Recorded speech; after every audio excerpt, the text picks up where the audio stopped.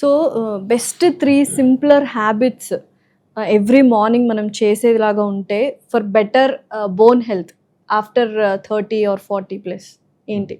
So ఇప్పుడు first of all ఏంటంటే అండి, ఇందాక నేను అన్నాను కదా, బ్యాక్ ఎక్సర్సైజెస్. ఏం లేదు, మంచం మీద ఉన్నావు, పెద్ద ఎక్విప్మెంట్ అవసరం లేదు, బోర్లో పడుకోండి అంతే. బోర్లో పడుకొని ఎక్సర్సైజ్, నేను వీడియోస్ పెట్టున్నాను. సో మెడ పైకెత్తి కాళ్ళు పైకెత్తి చేసే ఎక్సర్సైజ్. ఇప్పుడు మన యోగాలో కూడా ఉంది అది, ఆసనం లాగా. సో అది చేసుకుంటే బ్యాక్ ఎక్సర్సైజ్ అంటే పైకని we should hold for count of 10 relax, అట్లా 10 సార్లు. So your body muscles tone down. తర్వాత మెడ ఆరు విధాలుగా సపోర్ట్ చేయాలి.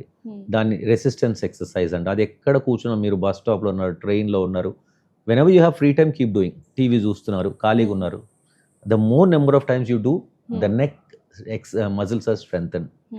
దాని తర్వాత ఇప్పుడు పిల్లలకైతేనేమో you need to aim for good calcium. ఇప్పుడు there is something called peak bone mass. ఇప్పుడు అందరు ఏమనుకుంటారు, ఒక పెద్ద వయసు వచ్చిన తర్వాత బోను సాంద్రత తగ్గిపోద్ది అనుకుంటారు. కాదు, యాక్చువల్లీ మనం చిన్నప్పటి నుంచి దాని ఇన్వెస్ట్మెంట్, ఫస్ట్ ఇన్వెస్ట్మెంట్ కరెక్ట్గా ఉంటే ఫ్యూచర్ చాలా బాగుంటుంది. ఇప్పుడు చిన్న వయసులోనే కరెక్ట్ టైం, కొంచెం calcium rich foods, activity. We should encourage children to go play in the ground, not SIT in the home. మనం ఏంటి భయం అంతా, బయట ఎండగా ఉంది, లోపల ఆడుకో, ఏమైనా లోపల వీడియో గేమ్లు అయినా ఏమన్నాం, దాని బదులు సెండ్ ఫర్ ఇండోర్ ప్లేస్ ఏదో ఒకటి. So at least if they run around do that metabolic activity.